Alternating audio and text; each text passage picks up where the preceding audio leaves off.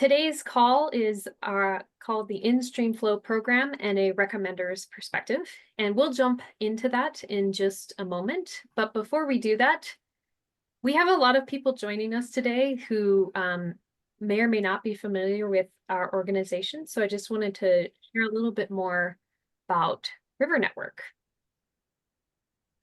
Before I do that, for today's call, and I'll remind folks in a minute about this, but please try to use the chat box for your questions. If you're having trouble with that, because I understand that, you can hover over the, there's a tool in the, of course I can't see it here, but you can either unmute or try to use the raise hand function to ask your question. Like I said, we prefer the chat box, but definitely if you're having trouble there, go ahead and unmute when we get to the different Q&A sections. And at the end of today's call, we have a 2-minute evaluation. We welcome your feedback and input. We do look at that data and use it to shape future calls. River Network as an organization likes to set some group agreements for our calls. Our first agreement for this call is to respect our diversity. Everyone has different life experiences and their own identities, and they come to this space with those different experiences, and that impacts how they show up. So we respect this diversity as a group and respect how it affects each of us. Our second agreement is to take space, make space. We share thoughts and ideas openly and make room for others to share perspectives. We are conscious of how much time is dedicated to our ideas and to those who have not had the opportunity to speak. Third, assume positive intent and consider your impact. Our words matter, and we honor those around us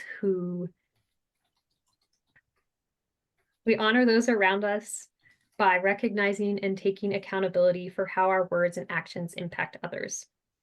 We practice acknowledging any harmful impact of our words, regardless of our intention, and move toward understanding and reframing to reduce future harm. Fourth, listen to understand and respond with curiosity. We listen with attention and speak with intention. Where there are opportunities for learning and connection, we bring others in this room into the conversation instead of calling them out. And number 5, recognize your power in the room. We come to shared spaces with different backgrounds, lived experiences, and positions, holding power in different ways. We may also be from different kinds of organizations and agencies that carry inherent power dynamics. Consider this as you share space, make suggestions, offer feedback, and ask questions. So thanks for working with us today through these group agreements. If you're not familiar with River Network, and my name is Chelsea Silva, for those of you who have just joined, I'm with River Network. Our mission is to grow and strengthen a transformational national network of water, justice, and river advocates. You can learn more about us at rivernetwork.org. We have a free and paid membership programs, and you can learn more about those on our website. But even if you, regardless of whether you join as a member, we have a plethora of resources online related to safe, affordable drinking water, healthy, resilient communities, and healthy rivers that are intended to support groups on the ground who are advocating for their rivers. So please check out our website for more resources. River Network also hosts an online community. There's nearly 1,500 people from throughout the United States who participate in this community. And I welcome you to join that group and connect with others to share your ideas and problem solve. One of the things that I like to share here is that sometimes it feels like there's just another app that you have to join, but one of the nice things about this platform we use is that you can get the information directed to your email, and you don't even actually have to go onto the platform to engage. You can do it all through email. So for those who don't want to have another app like me, this is a really neat tool for you to connect with others without having to do that. And finally, River Network, if you're curious to learn more about us and really understand who the network is and connect with others in the network, I encourage you to join us in San Antonio, Texas in May 11th through the 14th, 2026, where we'll host our next River Rally. Okay, so kind of jumping into today and why we're here. River Network has been hosting a peer learning network for watershed planning in Colorado since 2017. This sort of was spurred from the state's endeavor to put forward their first water plan back in 2015. And we found a need for groups to connect on the ground to share what they were learning from in leading these watershed planning efforts, especially stream management plans. But we're focused now a little bit more broadly on watershed planning more generally. And we found this need to help groups come together and share and really move forward and share each other's lessons learned as a community. So through that, we host peer calls like this. We host workshops. Every year we have a workshop that we do ahead of the Sustaining Colorado Watersheds Conference. And then we host field trips. So if you're working on watershed planning or hoping to lead a watershed plan in Colorado and want to meet others who are doing the same, I encourage you to join us. By the way, I'm going to share all these slides after the call, so you don't need to scramble to write these things down. I'll have this out to you later. As part of that peer learning network, River Network hosted a series of workshops and interviews with groups on the ground who are leading plans. And we did this with the Colorado Water Conservation Board, Western Resource Advocates, and the Colorado Water Trust. And the goal was to kind of understand what barriers groups were facing, because one thing that we found was that groups were doing these plans, but at the end of the day, a lot of the plans weren't leading to flows projects that are specifically focused on flows in rivers and streams. And we wanted to understand why. And one of the big barriers we found was that people just didn't have the background, the tools, the information on how to do projects like that. So as a result of that, we are hosting this flows training series that's really intended for a broader audience to be able to connect and learn the how-tos, policies, and tools to be able to do this work on the ground. If you're part of the peer learning network, you know that we're also right now in the middle of hosting a pilot program, which is focused on having a small cohort learn more details about the technical and stakeholder aspects of flows related projects in Colorado.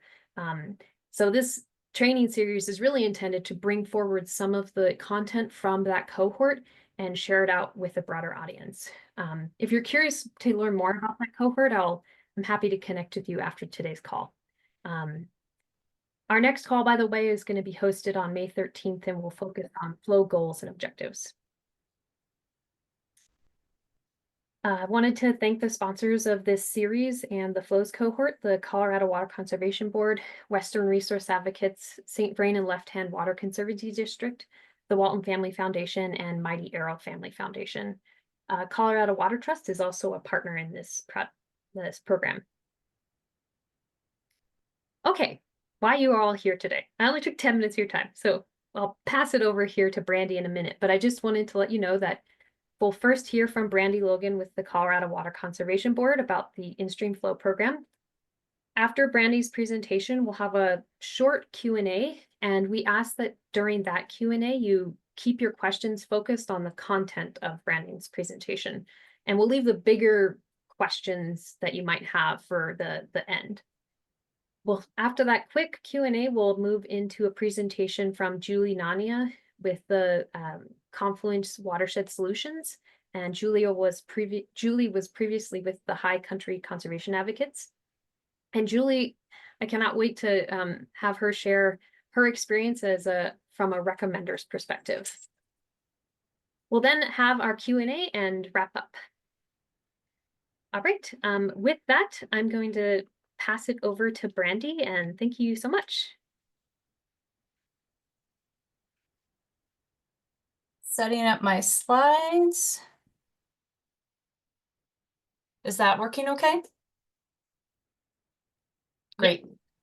Thank you for the introduction, Chelsea, and thanks everyone for making time out of your day to come and learn a little bit about Instream Flows this morning. I'm really excited about the number of people on this call, and I hope that my presentation is useful and helpful for wherever you're coming to from the program, whether you know a lot about Instream Flows or you're just learning. So again, my name is Brandy Logan. I'm a water resource specialist with the Colorado Water Conservation Board, and I've been with the state for about 12 years, all with the Instream Flow program. And so for my presentation today, I wanted to give you guys some background on in-stream flow water rights, what they are, how they came to be. I want to go through the process for how the state gets new in-stream flow water rights, and then provide an overview of the rest of the in-stream flow program. So I'll just get started with some basics. Oh, there we go. So the Colorado Water Conservation Board, this is a division of the Colorado Department of Natural Resources, and it was created to promote protection, conservation, and development of Colorado's water resources. So CWCB's responsibilities range from protecting Colorado's stream and lakes to water conservation, flood mitigation, watershed protection, stream restoration, drought planning, water supply planning, water project financing. And we also work to protect the state's water appropriations in collaboration with other Western states and federal agencies. So kind of the main program areas for our CWCB are listed there.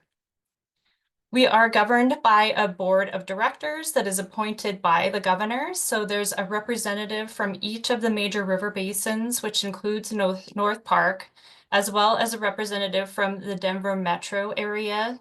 And the DNR director, Dan Gibbs, is also a boarding member of the board. The other members are ex officio members, so they're there to provide guidance and expertise. That includes the CWCB director, Lauren Riz, the Attorney General, the State Engineer, the CPW Director, and the Department of Ag Director.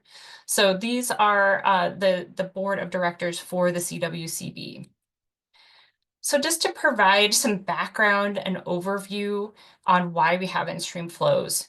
Back in the 1970s, there was increasing public concern over dry stream reaches. I don't know that anyone really likes to see a dry stream reach. A lot of people are avid outdoors people, fishermen, hunters, whitewater rafting. These are all kind of what makes Colorado special and unique, and people really enjoy being able to appreciate and recreate in the outdoors. So there's public concern about these dry stream reaches. There's also recognition that there is no legal mechanism to keep water in a stream or lake. There was nothing at all possible at the time. There was also concern about federal actions, including federal imposition of bypass flows, as well as federal reserve water rights. So there are a number of federal reserve water rights in the state, and there was concern about federal entities getting more environmental water rights. There's also the threat of a ballot initiative to allow private in-stream flows, and there actually are a number of private in-stream flows that kind of snuck in under the radar. And so there was a lot of concern about either the federal government running amok or private citizens or NGOs or whatever it was going to be, kind of going out and starting to secure large number of environmental water rights with little oversight. So to address this issue, the legislature in 1973 established the In-Stream Flow Program with Senate Bill 73-97. I'm going to read these, even though they're a mouthful, I think they're helpful. So they did this to recognize the need to correlate the activities of mankind with some reasonable preservation of the natural environment. So this is recognizing that there wasn't any legal way to address in-stream flow or environmental water. And it vested the CWCB with the authority on behalf of the people of the state of Colorado to appropriate or acquire such waters of natural streams and lakes as may be required to preserve the natural environment to a reasonable degree. So this was a very bipartisan bill. It passed the House, and it passed all levels of government in the state and was signed into law. And really what this did, what an in-stream flow is, and there's in-stream flows and natural lake levels. They protect minimum stream flows or lake levels to preserve the natural environment. So this created a new beneficial use in the state of Colorado in the water rights system. Therefore, defined stream reaches, so we have an upper terminus and a lower terminus, or natural lakes, and for defined rates and timing. So it's very similar to other water rights where you have a set amount for a specific use. They're held exclusively by the CWCB. They require new water court filings, and this means most in-stream flows in the state are for very junior appropriation dates, and they're administered in the state's prior appropriation system. So they didn't jump in line. We didn't put environmental rights ahead of all the existing rights. They are in line with all other water rights in the state by first in time, first in right. So what does the program accomplish? First and foremost, I think it preserves the prior appropriation system.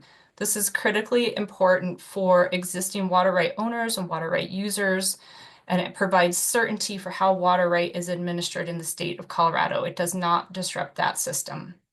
Second, it established a state-based process to control environmental water rights. So rather than having different entities running around the state filing for environmental water rights, it put in place a very rigorous process for how the state chooses to have environmental water rights. And it does provide that legal way to protect streams and lakes. So it provides these new legal tools that did not exist before the 1970s. So this is an example of the existing in-stream flows in the state. The program's just over 50 years old. We have approximately 1,700 in-stream flows that cover roughly 9,500 miles, and those are shown in those, it's kind of hard to see on this map, the dark blue lines. The in-stream flows that we're currently recommended and that we're working on are shown in yellow. And then you can see those little white dots are where we have the natural lake levels, which are mostly high elevation lakes. And I'm going to touch on this more, but you might have noticed that acquisition. It is possible for the in-stream flow program to acquire historical water rights that are more senior. And so we have about 50 in-stream flow projects that are acquisitions, and about 18 of those are for lakes. So these are the main program areas for the in-stream flow program. The first two are related to how do you get an in-stream flow. New appropriations or new water court filings are the process that I'm going to focus on the most, but also the acquisitions. And once we've obtained those types of water rights, we use legal and physical protection to ensure that they are being protected. So the new appropriation process, I'm just going to focus on this now, and then we'll go through everything it takes to get a new in-stream flow water right. So this is kind of the timeline that is, that's the minimum, I would say. So the first year is recommendation development. This is getting all of the necessary data together to formulate a recommendation to the CWCB board. Then we have a period, another year of staff analysis and public outreach, and then a final year of board decisions and the hearing process. And so this is kind of minimally a 3-year process. Often it takes more than 1 year for the recommenders to get the required data. It often takes more years for staff analysis or public outreach. And then if the board chooses to move forward with an in-stream flow water rate, then it goes to water court process. So I'm going to kind of stress this a little bit, but there's a lot of process here with a lot of checks and balances and opportunity for public engagement in this process. So kind of going along with this basic sequence, I'm getting a little bit of lag. There are a number of different roles. So we have the recommender role. So any person or entity can recommend a stream or lake to be considered for an in-stream flow or natural lake level. By statute, we're required to work with the CPW and federal entities to request recommendations. And that's because we really want to encourage use of this in-stream flow program rather than, for example, federal government using other tools or other mechanisms. So the recommender, their role is to identify the streams that they think need protection based on whatever their goals are as their agency or their program or entity goals. They assess the natural environment, describe what is there, and they determine the flow rates that are needed to protect that natural environment. When they've got their data together, they submit their recommendation to the CWCB, including all their data. They identify stakeholders and participate in outreach efforts. And they testify on the natural environment and the flow requirements if there is a contested hearing. So that's part of the CWCB process, that people can contest an in-stream flow and have a more full hearing in front of the board to try to resolve those issues. CWCB staff role is to process those recommendations. We do not originate recommendations. We do not have like goals that we want to get a certain number of in-stream flows in a particular area. We wait to see what comes to us from other entities. We evaluate the data that they submit, and we do a water availability assessment. We conduct outreach education and a pretty robust public notice process. We inform the board and support recommendations and hearings. And then if all of that is approved by the CWCB board, we work through the water court process and protect in-stream flows legally and physically. The CWCB board's role is really, they're the deciders in all of this. They listen to public feedback. They're required by statute to make 3 determinations or 3 findings. They decide whether to appropriate an in-stream flow or not, and they make all the final decisions in a hearing. So these 3 determinations, the board is required to make the following findings. They have to determine that a natural environment exists. They have to determine that the natural environment will be preserved by the water available for appropriation, and that kind of has 2 pieces to it. One is how much water does a natural environment need, and the second piece is how much water is in the system. And they're also required to make a finding that there'll be no material injury to other water rights. So those are the 3 findings, and I'm going to walk through those really quickly here. The natural environment is the first. The vast majority of in-stream flows, and you probably noticed this from the map, are in headwater streams, and most of them are for trout. That kind of comes from CPW's primary priority when they were looking at in-stream flows. So most of them are for trout. We do have in-stream flows for other organisms, such as native species like cutthroat trout, warm water species like flannelmouth suckers, boreal toads, etc. And we have a few instances of in-stream flows for macroinvertebrates and riparian vegetation, and even one at Hanging Lake based on birds, which nest behind the waterfall. So the board has broad discretion to determine what aspects of the natural environment can be protected by in-stream flows and natural lake levels. How we determine the flow needs depends on the natural environment that's being protected. The primary method used is R2-cross, which is a fairly simple 1D model. But we have used more advanced approaches, more rigorous 1D models, 2D models with habitat suitability criteria. We typically use these other methodologies in either large streams or in situations where the natural environment is particularly rare or threatened. So R2-cross was developed based on a Forest Service approach, and it's based on going out and making measurements on the stream. It's not a desktop approach that you can just look at some data and come up with numbers. You have to go out and you have to measure the actual channel geomorphology, the channel shape, the slope, and all of this is used to model average depth, average velocity, and the percent wetted perimeter. This is all done in a riffle cross section. So riffles are the shallowest areas in the stream. These are places that would essentially dry up first. So having riffles with sufficient flow provides habitat connectivity. It lets fish be able to move up and down through their habitat. Riffles are also often critical spawning habitat. It's also where primary production happens. You get a lot of plant and vegetation growth because these are the shallower areas that have more light typically, as well as macro invertebrate production. So that is why riffles are the focus. of these assessments. The R2CRAS method, it's based on maintaining these hydraulic parameters related to habitat preferences for fish. So this table is showing you the criteria that is used. So just to kind of walk through how this works, if you have a channel with top width is less than 20 feet wide, you're looking with an in-stream flow to protect an average depth of 0.2 feet, which is just a couple of inches, a wetted perimeter of 50%. So this is measured kind of linearly from bank to bank, from kind of the bankful indicator to bankful indicator, and an average velocity of 1 foot per second, which is to keep the water column oxygenated.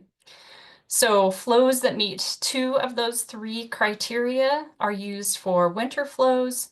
And then when there is sufficient water availability during the growing season and summer for fish, we are looking for flows that meet all 3 of those criteria.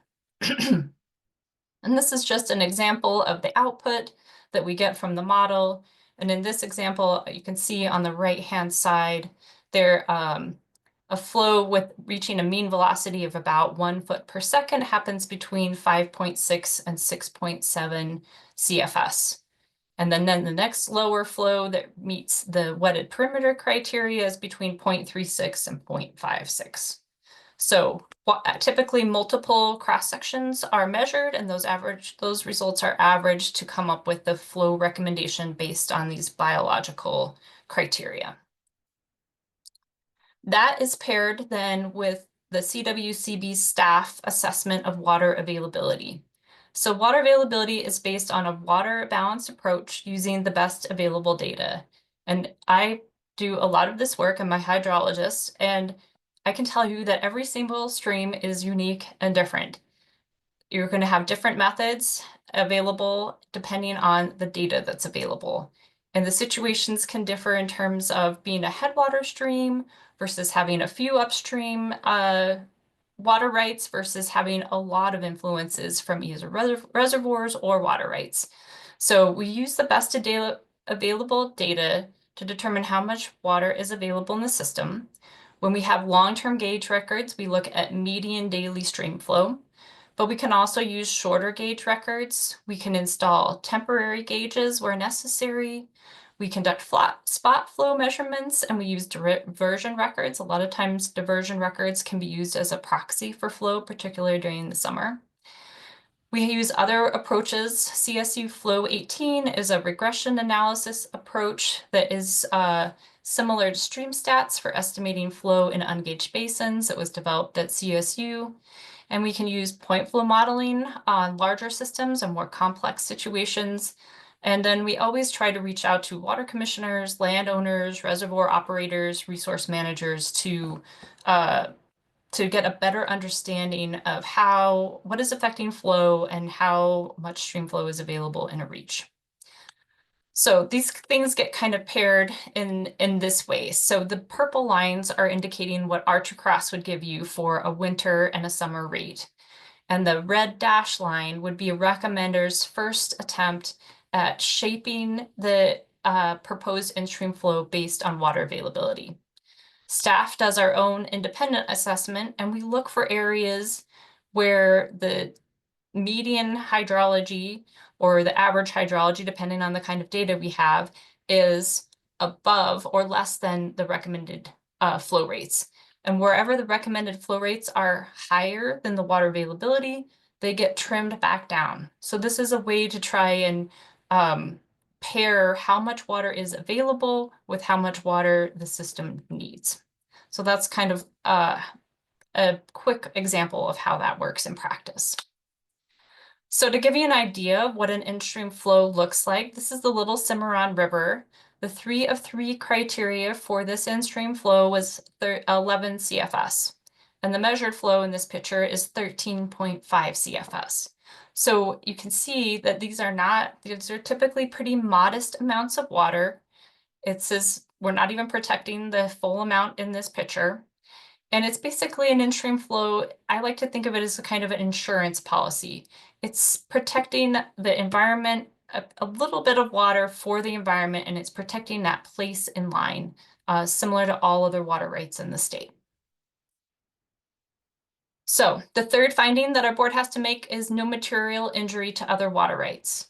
So kind of almost by definition, a new junior in-stream flow water right cannot impact existing water rights operating under their decree. Whatever that is they're doing, reservoir operations or diversions, a new junior in-stream flow will not alter how people are operating their water rights. And this is different from other water rights, is that an in-stream flow cannot impact existing water uses, whether or not decreed. So the provision in statute is we shorthand call it 1023B. It basically says that in-stream flows are subject to other uses even if they are not decreed. So we will be junior to undecreed uses. So that is different from other water rights. Taken together, it's very difficult to say that an in-stream flow is going to cause injury to other water rights. We just can't. It's not legally how the system is set up. So once staff has received a recommendation, we have a really robust outreach program to try and get the word out about in-stream flows. We don't want the public to be unaware. We don't want people to be caught off guard. And we want to have the most time possible to work with landowners to address any concerns. So this starts with typically in January or February, we have an in-stream flow workshop. This is where recommenders introduce new recommendations and review existing in-stream flow recommendations. This is a public workshop where everyone can see what we're working on. We have a March and November public notice that we provide via the in-stream flow subscription notice list. So if you're interested in getting information about in-stream flows and you want to be aware of what the CWCB is working on, I highly recommend that you get onto the in-stream flow subscription notice list, and there's a link to do that on our website.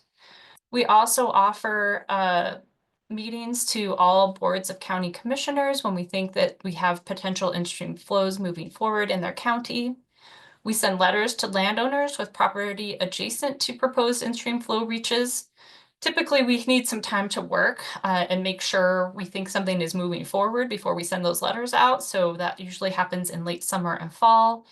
And then we also provide a separate additional notice in newspapers. This is similar to a water court notice. So if you are familiar with water court notices, it's like that, but it's before this goes to our CWCB board, just trying to have one more avenue of reaching the public. So back to our timeline. The recommender has done the recommendation development. They've submitted it to staff. Staff has been working on it. And when staff feels that we have enough information for the board to make those 3 determinations, we bring it to the CWC board for a decision. So this typically occurs in January, where the board is asked to form their intent to appropriate. So this kind of preserves the appropriation date as that January date. There is opportunity for public comment in March. We have a standing agenda item in March just for public comment on in-stream flows. And there's public comment at all meetings, and then in May is the opportunity for final action for the board to finalize their appropriation for anything that's uncontested. However, if anybody is concerned or an entity has issues with an in-stream flow, they can submit a notice to contest, and that starts a hearing process with the board that is sort of like a mini water court process all before water court. So this is an opportunity to bring their own experts and data to the CWCB board, or to voice their opinion in a more formal manner. There's a whole process associated with this to make sure that the board has all the input it can before they make their decision. So once the board has finalized and taken action to move forward with an in-stream flow, then we go to water court. So this process is all the stuff that is happening before it ever goes to water court. So these are the main program areas, as I said, new appropriations. I'm going to talk a little bit about acquisitions, legal protection, and physical protection, just so you know what happens in these other areas. And you have about 3 minutes. Perfect, thank you. So acquisitions, acquisition is any transaction where the CWCB is able to use an existing water right for an in-stream flow use. So these only happen in partnership with willing water right owners, and these transactions can be really flexible. They can be permanent, they can be long-term. We have a lease, I think, for 100 years. They can be temporary or they can be seasonal. And having an underlying existing in-stream flow water rate has more tools for especially kind of extreme situations. We have 1-year tools, we have 5 and 10-year tools to try and address problems or drastic issues in stream flow on a more quickly. They can be donated, they can be sold, they can be loaned, they can be leased, it can be diversions from streams, or it can be storage from reservoirs. The different types of transactions have different requirements for the CWCB, DWR, and water court, but acquired water rates, just to make this clear, retain their historical appropriation dates. And anything that is permanent has to go through a very rigorous process, including water court, to change or add water use as in-stream flow, which means full consumptive use assessments, return flow obligations, the works, just like any other water right. Legal protection: all water rights are entitled to the stream conditions that exist at the time of their appropriation, and that includes in-stream flows. So staff reviews all roughly 1,000 water court applications in the state a year, and we file a statement of opposition if we think that a water court application is going to harm an in-stream flow. Statements of opposition sound really negative, but that's just the legal terminology that's used. You can have a friendly statement of opposition to support an in-stream flow, or you can have an opposition when you're concerned about it. The goal for CWCB is not to prevent new water rights or changes to water rights. The goal is to find a path forward where the applicant can achieve their objectives without harming an in-stream flow. Finally, we have physical protection. So if an in-stream flow is not being met, what can be done? Well, if we have a gauge or measuring device and we can prove to the Division of Water Resources that we are not met, we can evaluate if it would make sense to place a call. Often in-stream flows are very junior and we're not in priority. However, we still monitor 225 gauges. We receive alerts when flows are low, and we request administration for about 5 or 10 in-stream flows per year, more in a severe drought. There are a number of resources if you want to learn more about the in-stream flow program. I recommend you go to the CWCB website. You can find there's a video on our program, there's a blog, there's a water law review article that talks about the evolution of the program. There's a lot of information about the existing in-stream flows and the in-stream flows we're working on. So I recommend you check that out.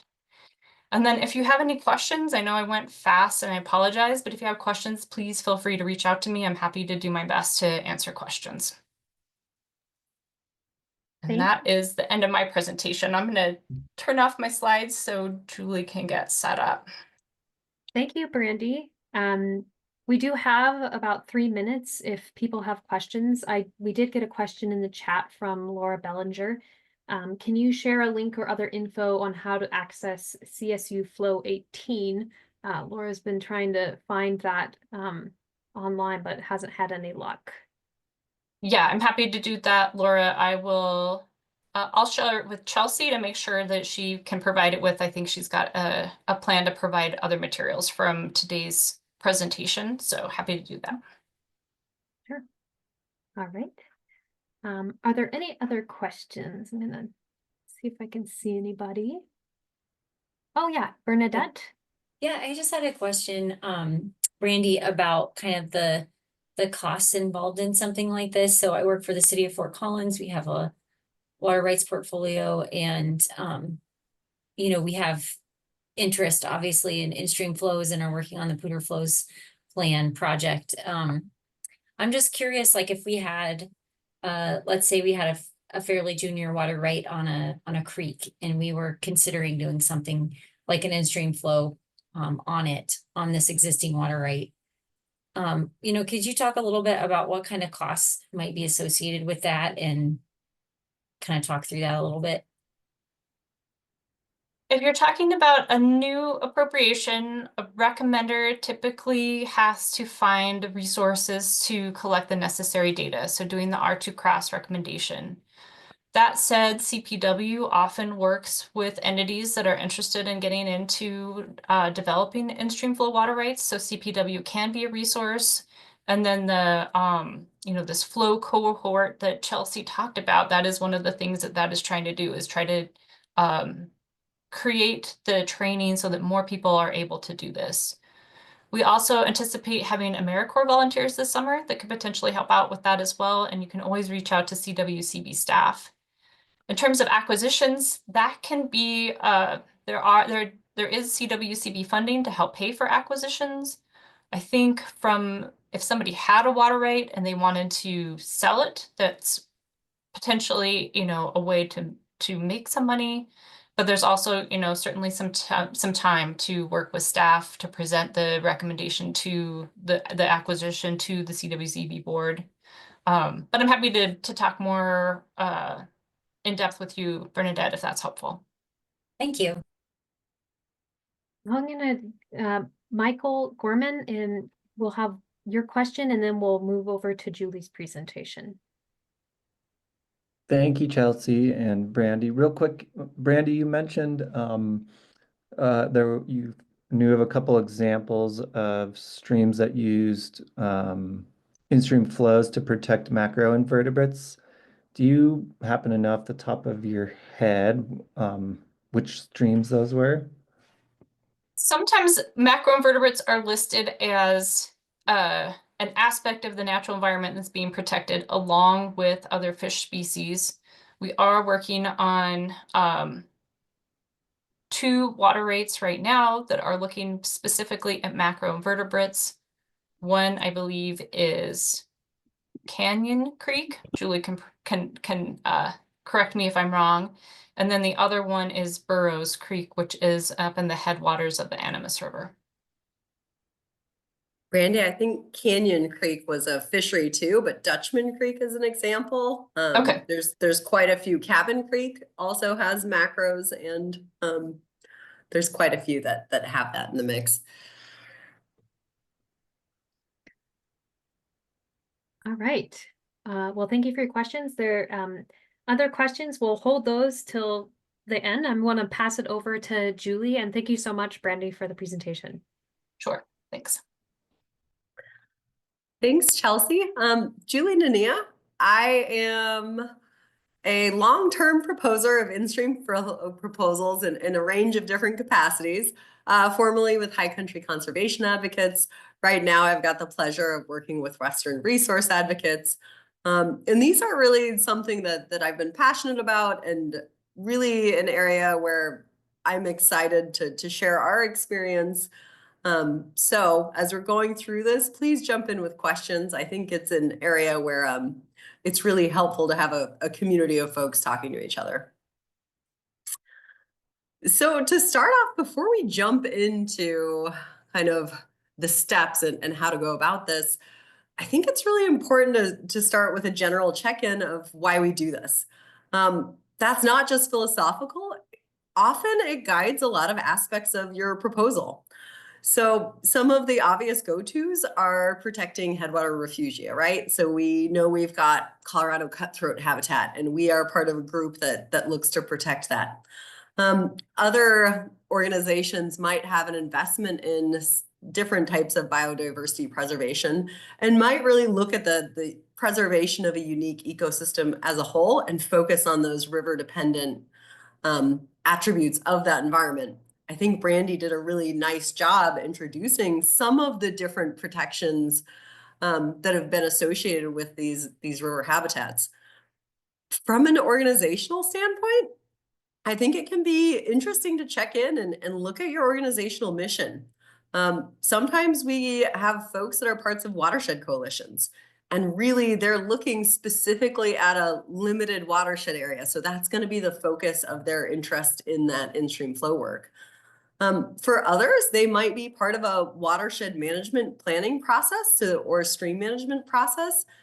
And it might be a collective stakeholder approach to kind of incrementally protecting environmental flows, in-stream flows as part of the objectives of that planning process. And then finally, as we look across the different folks that might be participating in this, you might have a specific interest area. Thinking about teams like Trout Unlimited that are really focused on those fishery populations at times. There might be something you're trying to preserve, and all of that foundational information that your organization brings to the table really kind of influences the different things that you're going to be pulling up when going through this process. So what I'm going to try to walk through today are kind of the fundamentals of how we get started. How do we identify what a good Instream Flow candidate might look like? There's some good tips and pointers that we've developed over the year to try to save resources in that initial evaluation. How difficult is a proposal going to be? I really liked Bernadette's question about cost and time, because I think when you start looking at this process, you want to be able to give your organization or the stakeholders an idea of what it's going to take to go through this process. How do we even get started? Seems simple. We know what the requirements are, but there's some tricks and tips for walking through and starting to collect initial data. And then to kind of just general, hey, we're going through this process. How do I actually tackle the stakeholder engagement? And then if I get stuck, who do I reach out to?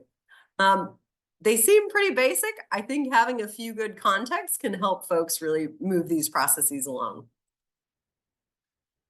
So to kick off, one of the areas that I feel like we've spent a lot of time in the learning curve over the years is really getting to that good candidate. Before we go out, before we're investing a lot of resources and time and really kicking off this process, we've developed a couple ways to kind of do a cursory screening process. So some of the tools I'm going to talk about in this are looking at CWCB map viewer and then the CDSS database to evaluate kind of what in-stream flows exist, what are those characteristics, looking at different modeling approaches, but specifically stream stats to try to get an understanding before you make it out into the field, kind of what's going on in that basin potentially. And then looking at that on the ground recon and special considerations that might influence your decision-making when deciding whether to pursue a full evaluation of one of these proposals. So first and foremost, I kind of looked through the participant list on this. A lot of folks might be familiar with the CWCB map viewer, but this is a critical starting point. First off, it just collects the information that's available from the state on what in-stream flow appropriations are already in place and protections, and then also provides you with information about unprotected reaches. Sometimes there are reaches on that map, and I'll show this in the next slide, how that it's represented on the mapping tool. When we look at these tools, there's a few things that we can flag just as a basic screening method. First and foremost, if I'm interested in a particular stream or reach, does it have an existing in-stream flow protection? That seems pretty basic, but I think you probably are not going to just know that off the top of your head unless you've spent some time on these tools. And reaches without existing protections can be really great candidates because they haven't been protected under the in-stream flow program yet. So that's one threshold question. I think that when you look at these, you're able to kind of click on different stream segments. And another kind of secondary question you can ask is, how recent is this existing appropriation? Often, many of these protections were done in the 1980s. Back then, when the in-stream flow program was first starting out, it tended only to support base flows for fisheries. So think about those kind of winter sustaining flows. And it didn't tend to have kind of that tiered top hat structure that goes into protecting the seasonality of what the natural environment needs. So if you see a flat rate in-stream flow rate, particularly from, kind of that 80s and 90s time period, that can be a really good indication that there might be a need to return to that reach to look at fully supporting that natural environment. And that kind of dovetails with the seasonally representative, right? Do we have kind of that tiered top hat approach that's really going to get us to a protection that mimics both the needs during base flows when fish are kind of hunkered down in those pool areas, but also during flushing flows. I threw in some web links along the way. I also have a few slides at the end of my presentation that are just extra information on where to go. So you guys can go back to those kind of after the fact if helpful. So this is what the mapping tool actually looks like. As you can see, there are 3 different colors, and the red are the established in-stream flows that have been through the entire process, and they've actually got a decreed water right for them. And the green and the pink are in-stream flow proposals that are in process. When you click on those reaches or you go into this tool, you will be able to access some of that information on the priority dates and also the flow levels set for those. This next tool is really similar to the first. It's just for those that feel very comfortable working within the CDSS support system tool.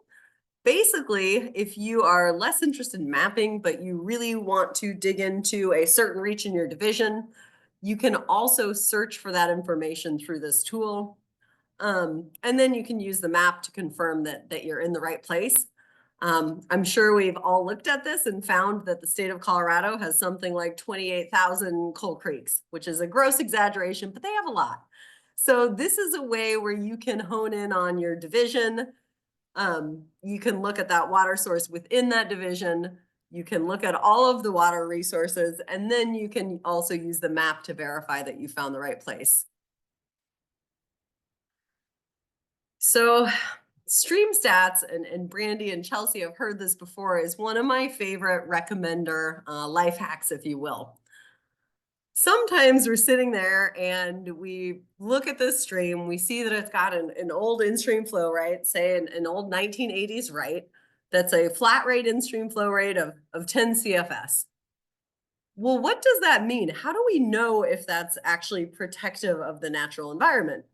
The answer is it's hard to know that until you go out in the field, but there are some tools that can actually help you make a more educated guess if that's going to be worth kind of pursuing that level of field work. One of the tools that we have looked at over the years is using modeling or stream gauges to try to get an understanding of what the flow regime might look like in that basin. So to get kind of an estimate of how the hydrograph acts through the year, and then comparing those numbers to other newer in-stream flow appropriations where we have gone out into the field. So what does that actually mean? How does that actually happen? Well, you might start out, and I've got kind of some graphics here, delineating a basin. So you go to the Stream Stats website. We've got a link in there.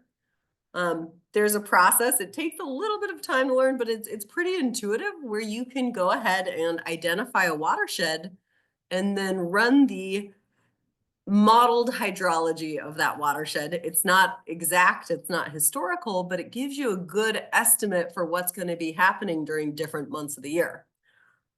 This flow statistics report image that I have is a good example of what it spits out when you're looking at the monthly averages. Kind of what I hone in on when I'm doing this exercise is I will look at the June mean flow or the July mean flow. I apologize, the graphic got a little bit cut off, but we can see that this system typically peaks around 80 CFS, 79 to be exact, at least according to the modeling. Well, if I've played around with that in-stream flow database, you can look at newly or newer appropriated in-stream flows. You can do the same stream stats modeling in those basins and start to get an idea for how much of a recommendation a basin might produce, just an estimate on that. So for instance, say I went in and I was looking at a old appropriation in Crested Butte, Colorado, near where I live, for Coal Creek Watershed. Well, I might see that, hey, Coal Creek Watershed tends to peak at about twice what this basin that I'm looking at with does. that might not be the best comparison. So I might go to a smaller watershed that's been recently appropriated. And by pulling up some of these kind of comparative analyses, you can identify some flows that might give you a good feeling for, well, hey, is this flat rate protection actually representative? Or is there some potential leeway to get an additional appropriation for that summer flow? Pardon my cough here. So essentially, it's not going to be an exact tool, but what you might find in some instances is that 10 CFS pardon, could actually be representative for the year as a whole. And it just gives you some degree of confidence when you find a watershed that seems to be underrepresented in comparison to other new appropriations. That can be a really good option for focusing your field work on. So it might kick you into that. This is worth pursuing next step. Another great way to do that, it's better than stream stats. If you've got real-time stream gauges on those reaches, that will tell you exactly what those kind of mean flows are, where you're going. And you can also compare that to similarly sized appropriations that were made more recently. So you've done your desk work, you've looked up the existing flows, you think you have some idea of what the modeling might suggest. There is nothing, more important than going out to hike these stream systems before you go out there. A couple of reasons that I really recommend this. One, when we're talking about time and capacity and you're a small organization, it can be really helpful to identify your potential R2 cross sites ahead of time. It takes a lot of time and capacity to get all the equipment out there. You might be hiring consultants. You also might be bringing additional staff along. So hiking a reach with a GPS and taking photos and identifying really good riffle sections that you think are representative can be extremely helpful. There's a lot of different things that you're going to want to note as you're out there looking at this. Sometimes we have streams that are losing or gaining streams. They might be a high mountain stream that tends to go through a really kind of large substrate, say even like a scree field, and you might lose a portion of that stream, it might daylight again. So in those instances, you're going to want to hike till you find kind of a representative reach. Other things that might be helpful for this, braiding, it can be really difficult sometimes when you've got these high altitude streams coming down into these flat meadow areas. They might have a couple different side channels. So one of the things you're going to want to look at is an option where we've got that consolidated channel structure with the good riffle habitat as well. Steep streams can be really difficult. We've got some slope considerations when we're doing R2 cross, and we want to make sure that we're within range for the R2 cross modeling. So you might try to look for an area on a really steep stream where it levels out for a minute and you get that good definitive riffle habitat between the pooling systems. Brandy brought up, I thought, a really, really great point. Is it a stream? Folks don't always have a high degree of confidence if something is a ditch or a stream. So, getting out there and actually walking along it and hiking it is a great way to figure out kind of what's happening in that system.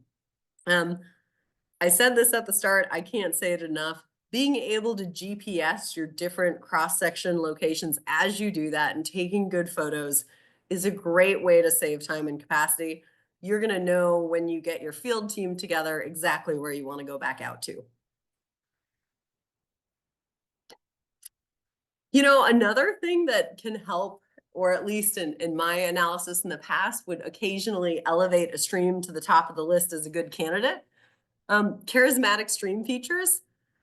We've got this beautiful picture of a cutthroat trout, right? If you find a stream and you are a watershed coalition and there's a, important genetic population of cutthroat trout that has an unprotected reach, you might really prioritize that because of the value and importance of that resource.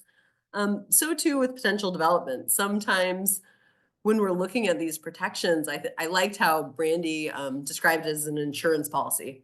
But ensuring that if there's going to be development above in that basin, we're sustaining a base flow for the natural environment can be elevated in importance if we know that there might be kind of a risk upstream. And then, you know, this final photo is a charismatic fin, even though it's not in the stream channel itself, just thinking about what is important in this watershed. And if we have some of those really high value features, we might kind of elevate that, bump it up the candidate list. So moving on to the next topic, how difficult is this going to be? I think that one of the things we've learned over the years as being a proposer is you've got limited resources and you also want to know what you're getting your organization into. So what are some things that we can look at to help us evaluate some of the potential challenges with certain proposals or some of the things that might facilitate proposals? First and foremost, I think that things that increase difficulty include uses. When you have a ton or a high density of diversions, it's just more complicated. So that's a factor that where you're going to need to look more at water availability. So it's going to really come into play when you're trying to evaluate how different structures are operated on that reach. So that's something that makes it more time consuming, I think, to develop a proposal. This might seem really basic, but access. Some of the reaches that you might look at could be really challenging to access that good representative reach. You might be hiking in. I like to smile now because I know I've sent Brandy some places that are pretty hard to access where you've got to put all your equipment in a backpacking backpack and spend half of your day hiking to that site. Another part of access could be public or private land. It's incredibly important when you're doing this work to understand kind of if you're working on public lands or if you need to solicit and get explicit consent for working on private land. So that's something that you should consider on the upfront. Cost. Some of these resources, a lot of folks have the ability to do in-house. I've spent a lot of years doing these kind of on a shoestring budget and have developed these ways to do at least some of the biological assessment, some of these initial elements in-house. I do think sometimes organizations would like to hire professional folks to go out and help with the cross-section collection work. So that can be a factor as well, that and staff time. This kind of goes back to site selection. Stream characteristics can really increase difficulty. Braided channels, once again, diversions, and then an overly built or manipulated channel. You start to lose those elements of a natural environment that you're looking for with R2 cross, so you might have to work a little bit harder to try to find those. On the flip side, there are some things that can really facilitate potential proposals. Sometimes there's big changes in use in a watershed, land conversion or different management of a reservoir, or it can be a number of different things that actually change the flow regime in that system. So sometimes changes in water use can actually facilitate these proposals if there might be more water available when historically that system was shorter. Agreement in a stream management plan.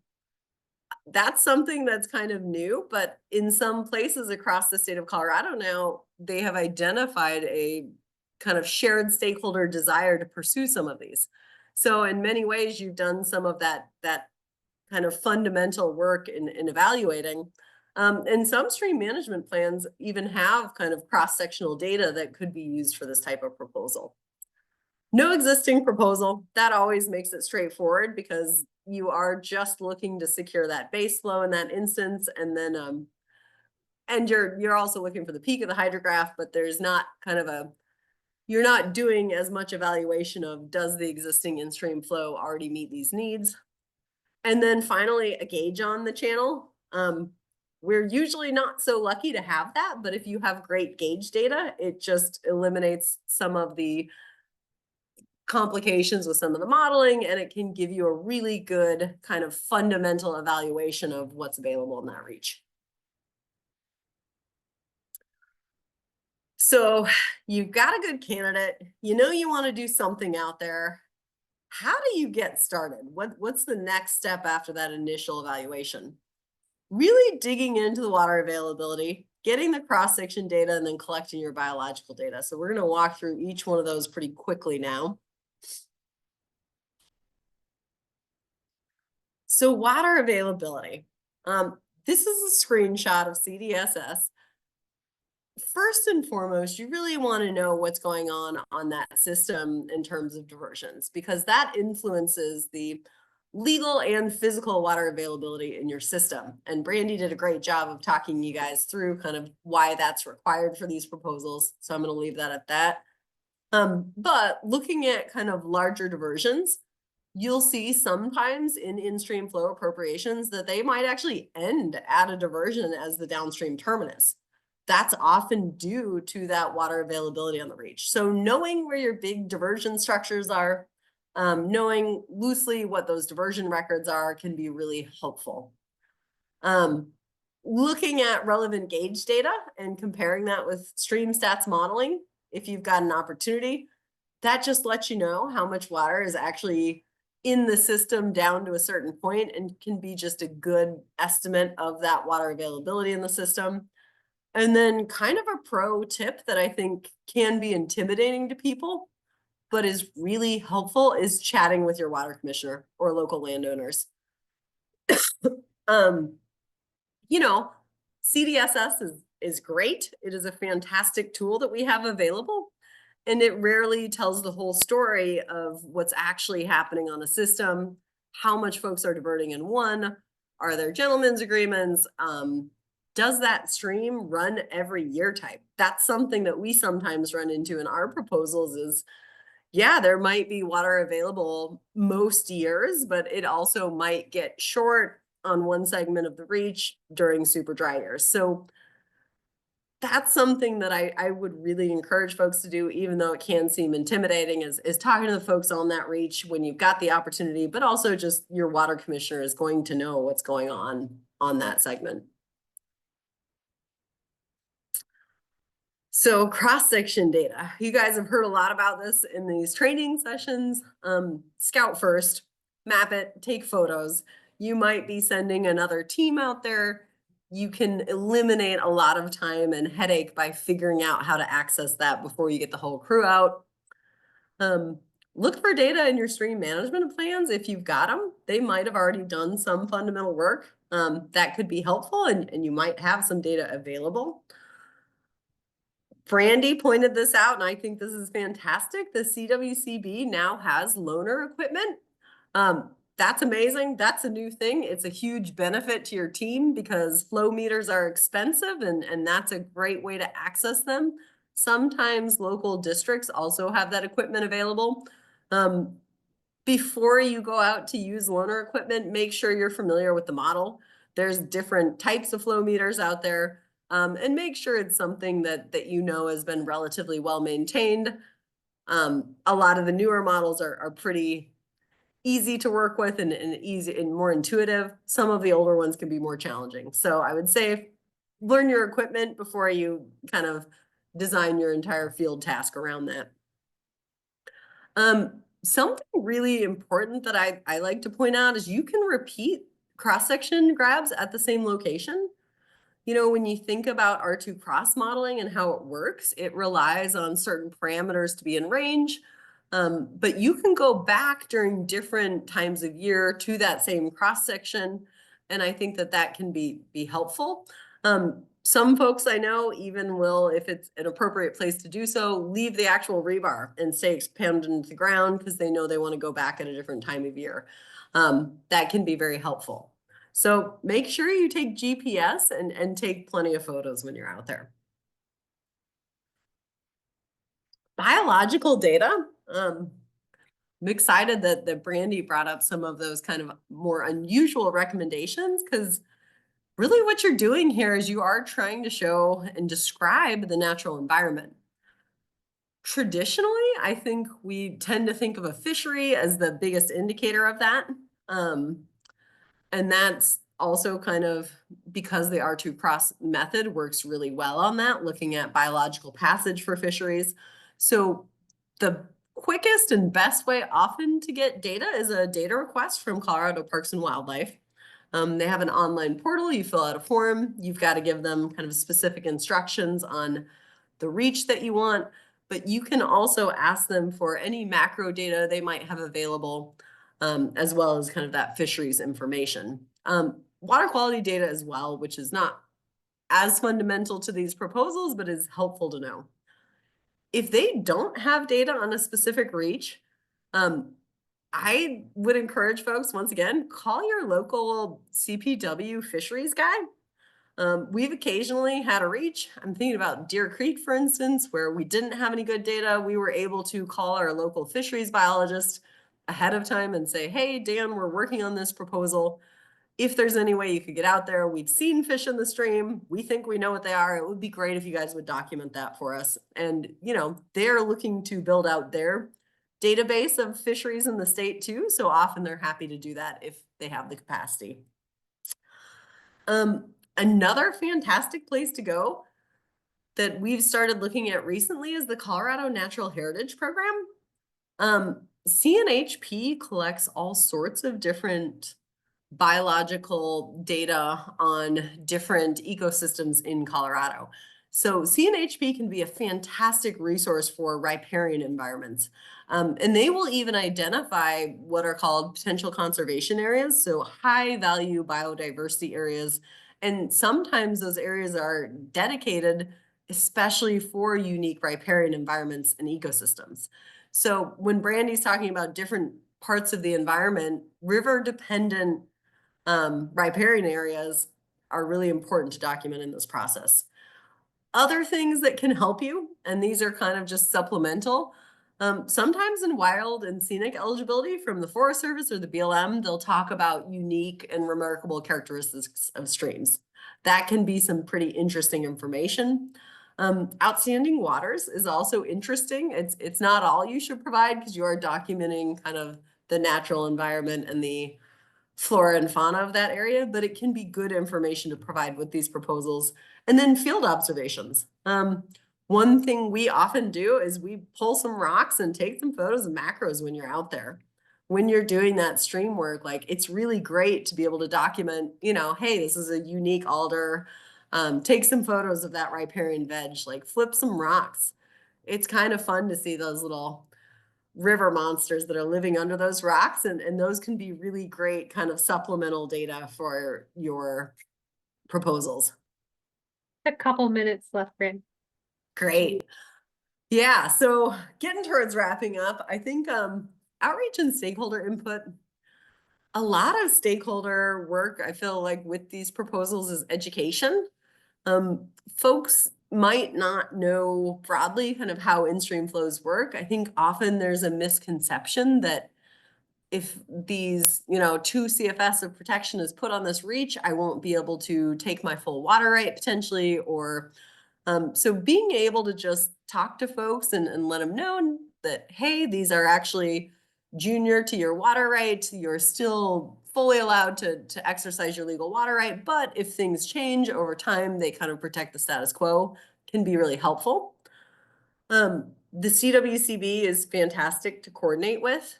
We'll often co-present to our county commissioners or districts or engage in those conversations together. I think that can be really nice to be able to kind of share on some of those duties. And sometimes folks reach out to the CWCB and they'll put us in contact with them to talk through some of the questions that come up with these proposals. I think this is another area where stakeholder work can be kind of scary and intimidating for people. But it really is important and it can lead to improved proposals. I think that it's important to, you know, folks that have an invested interest in these reaches often know what's going on with them really well and can be a great source of information just to make sure that we're really putting together solid recommendations. So they might be able to answer questions about, hey, does this ditch take all of this, or when is this available? Some of those questions that might really help to finesse a proposal. So that's kind of my pep rally is while it can be intimidating, this often leads to great conversations and good relationships with folks in your basin. I'm stuck. So this is a lot. And I remember when I first started doing these proposals over a decade ago now, it was really unclear, like, hey, what do I do next? How do I navigate this hurdle? Brandy, I've got this weird stream and this is going on. Do you have any recommendations for the technical approach to this? So here are some potential resources for good people to just reach out with when you've got kind of roadblocks in certain areas. If it's a water use issue, you can work with your local water commissioners. We kind of already talked about that. Your local water district is also a really great resource. Often conservancy districts know what's going on certain reaches as well. If you have questions about the biological aspects of this, CPW staff are fantastic at this. So too can, your other federal land agencies. They can be a really good resource if you've got biologists on those staff. And local universities. Think about kind of who in your area is working on these issues and might have done some research on those reaches. And then finally, I think that the fieldwork component is often one of the biggest barriers at the start. Brandy told me I can shamelessly plug them as a great resource, but truly they are. Fieldwork, you guys have gone through some trainings. It can be challenging. Sometimes you can go out with folks from your local agencies. I've done some proposals working with Katie Birch from CPW. We've gone out with Roy Smith from the BLM. So sometimes you can form partnerships to tackle these. We've partnered with Western Resource Advocates on some of these. That's been a really great way to kind of expand what we can tackle. And in a pinch, you can find a consultant. And I think that's something important to remind folks is if you're feeling overwhelmed by some of the technical and lining up all of that, there are some folks in the state that work on these. And I think they can be helpful to get in touch with too. So that is the broad overview. With that, any questions? Thank you so much, Julie. That was great. Absolutely. And maybe if you could stop sharing slides, then we can see if other people, I can see everybody's screens and we can. Yes, yeah, absolutely. and we can all see each other. And I haven't seen any questions come in the chat, but if anybody has a question, feel free to raise your hand or put your question in the chat.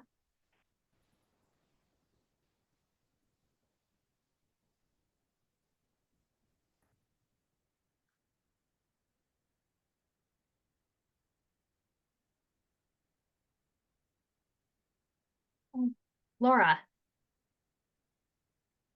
Oh, you're on mute. Oh, there you go. Gotta say that at least once a meeting or once a day. This might be for Brandy or Julie. In the context of stream management planning, I was just thinking about all the steps you walk through, Julie and Brandy, through the process. Have you seen examples of stream management planning efforts that have done like a precursor to a flow recommendation? Like, well, we want to do that, but we really need to gauge here in order to have more data or something like that. Like, are there some kind of pre-steps that you found to be helpful for communities to get agreement around?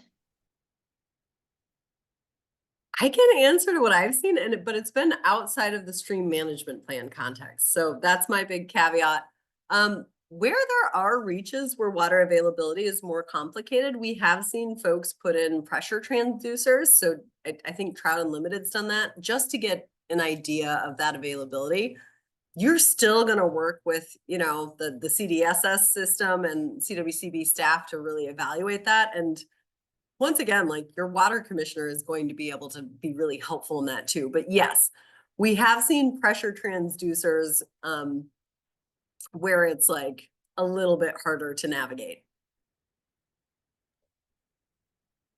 Thanks, Thanks, Laura. I guess I don't know if I've seen too many examples from stream management plans, but I think a lot of what Julie went through on kind of the identifying a good candidate would be really good steps to kind of start thinking about where do we have important species, or where do we have places where we don't have protection or do have protection, and just kind of inventorying some of that information, I think could be a really helpful step that's well before going out and collecting data, because I know a lot of stream management plans are pretty sensitive about, do they really want to take on making in-stream flow recommendations, and oftentimes that's a pretty difficult place to get to yes to with a stakeholder group that's really diverse.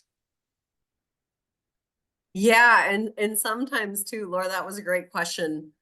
I think about the other leasing tools that Brandy just kind of flew over, because that's not what we're totally talking about today. But sometimes the leasing tools are a really good opportunity when you're, when you're kind of questionable on a reach about what's available. And I think that Rule 6 too might be interesting, and it might provide some more flexibility with the current rulemaking, because that allows potentially for reservoir releases to stream reaches without an in-stream flow. And it might help get to some of these reaches where it's, we could eke out an in-stream flow, but is that really the best for the functions and stakeholders on this reach?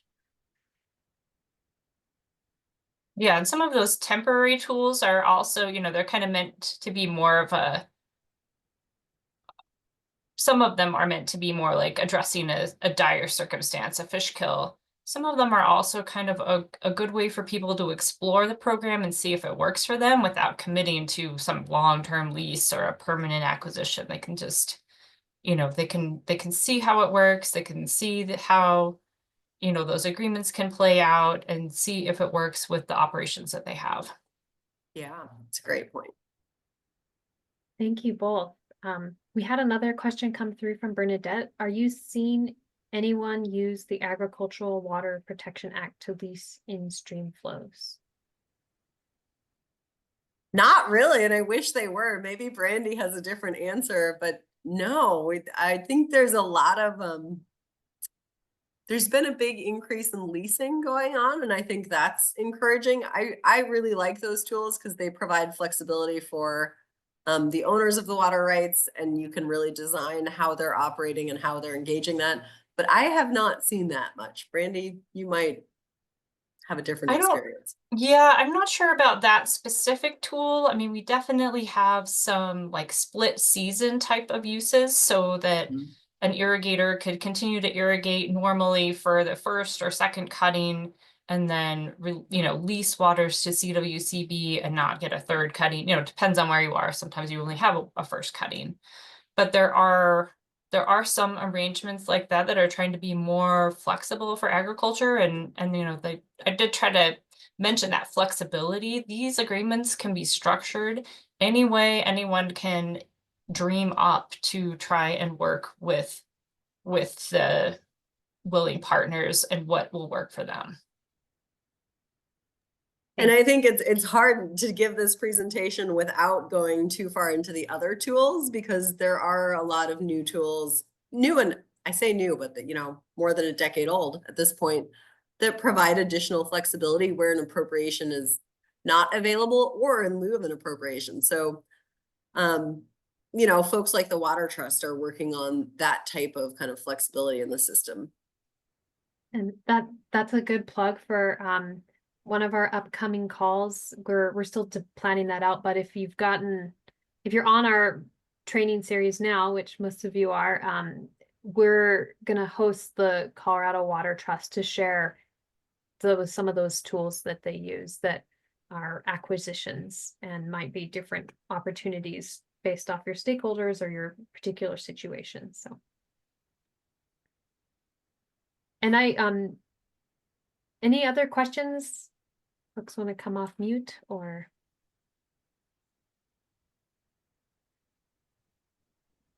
I have a question for you, Julie. So in your experience with all of this, there's a lot of hurdles that I think you did a really great job of describing, like how to navigate those. What would you say is, one of your like biggest pieces of advice when you're nervous about going and talking to a landowner or a water commissioner? How do you approach those conversations? I approach them very candidly. And I think, like my biggest piece of advice is just do it because then you get experience. But truly, I think a lot of those conversations do end up being education. So when you're able to articulate well kind of how in-stream flows work, that they are a water right that has to go through actually a more rigorous screening than other new water rights in the state. Brandy kind of alluded to some of the ways that folks can kind of cut in line on in-stream flow rights. I think just being willing to listen too. Sometimes there are, interesting conversations that happen and you learn that somebody is looking at repositioning their head gate and then encouraging those folks to reach out to the state. So I like to look at it as kind of providing information, talking about kind of what you're seeking to do. Like, look, we're not looking to shut down all appropriations in this basin. Really, it's this, sustaining the space flow for this time of year, but then also providing the resources. I will often really just recommend too, like, I do feel like it's important, I'm kind of backtracking now too, to give a different opportunity to talk to different authorities on this stuff. So I encourage folks to talk to your water commissioner about this and your water uses if, so you're not just hearing it from the same source. Because even though I can feel very confident that, we're not going to impair their operations, I do feel like that's important. So yeah, encouraging just a candid conversation. And, this might be because I'm like the cusp of millennial. I don't think that we call our neighbors enough. So if somebody's got a question, often instead of an email back and forth, I'll just give them a call and say, hey, I heard you have some questions about this. Let's have a chat. And that tends to be, I think, a pretty good way to approach it. Thanks, Julie. Well, it looks like we just have one more minute. I posted the evaluation in the chat if you would please take that to share your feedback. Thank you so much to Julie and Brandy for your presentations. It's been really informative. I think that's probably a wrap up. If there's any closing thoughts from Brandy or Julie, happy to have those. I appreciate the opportunity to come and talk to everyone. Thanks for the invitation. Yeah, likewise. And if you guys have questions, I know Brandy and I are both so excited about this program that we're always helpful to offer any guidance or tips we can. Thank you so much. Yeah, we'll be sharing out these resources, the slides, the recording over email in the next week or so. And thank you so much for participating. Thanks. Thanks, everyone. Bye, everyone. Bye.